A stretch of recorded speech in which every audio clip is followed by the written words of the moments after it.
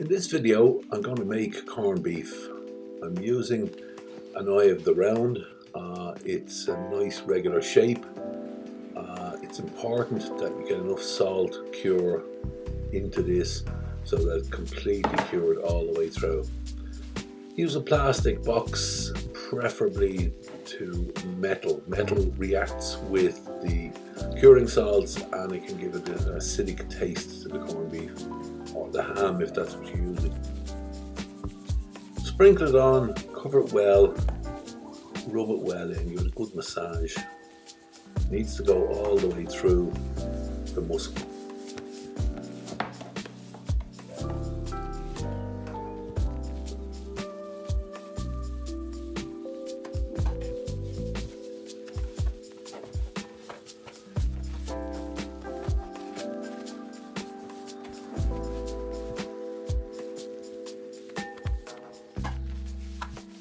You're using 50 grams of curing salt per kilo of meat. So in this one it was 2.8 kilos and we're using 140 grams of curing salt.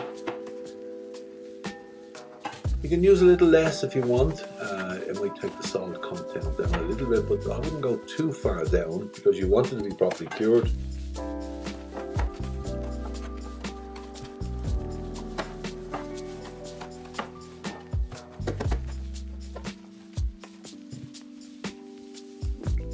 Finish off massaging the cure into the beef. Make sure it's well covered, well massaged, well rubbed in.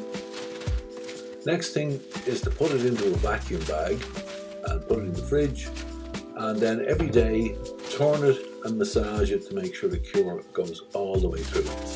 Do this for a week and you will have superb corned beef, I guarantee you.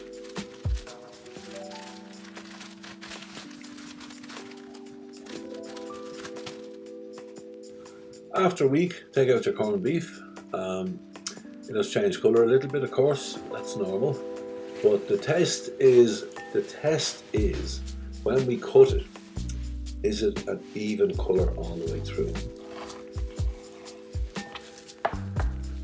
Yes, it is. That's a perfect cure. If you see dark spots, you know that that part hasn't had the cure.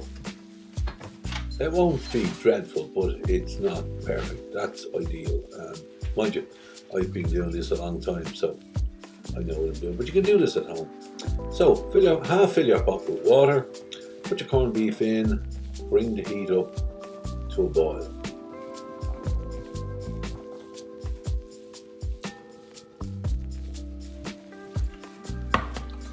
As the water heats up, you'll get some white scum.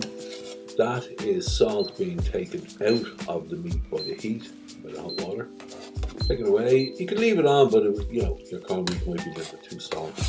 Good to get rid of it. You can always put salt on later if you want. The cure originally was designed for preservation, but now we do it for taste. Now you're almost at the boil here, so just take off any scum.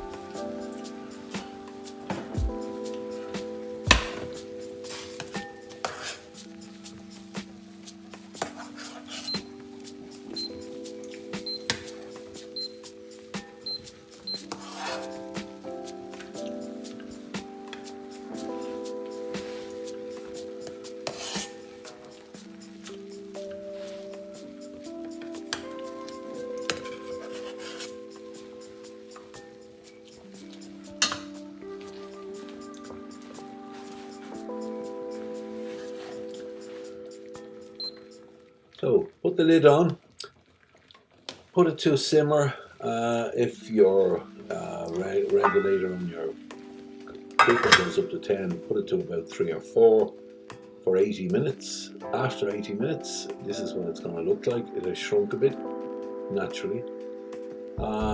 Slice, taste, and be impressed.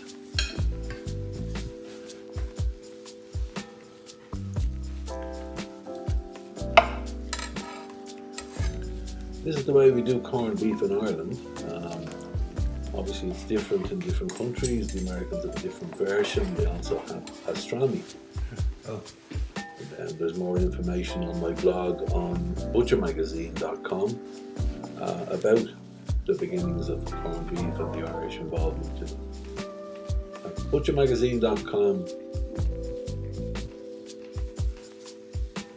Serve this with cabbage and boiled or mashed potatoes, and don't forget to keep the water that you boiled the corned beef in to cook your cabbage. And if you've never tried that before, again, prepare to be delighted. It's gorgeous. It's a real Irish thing. There it goes. So, corned beef, cabbage, what more could you ask for?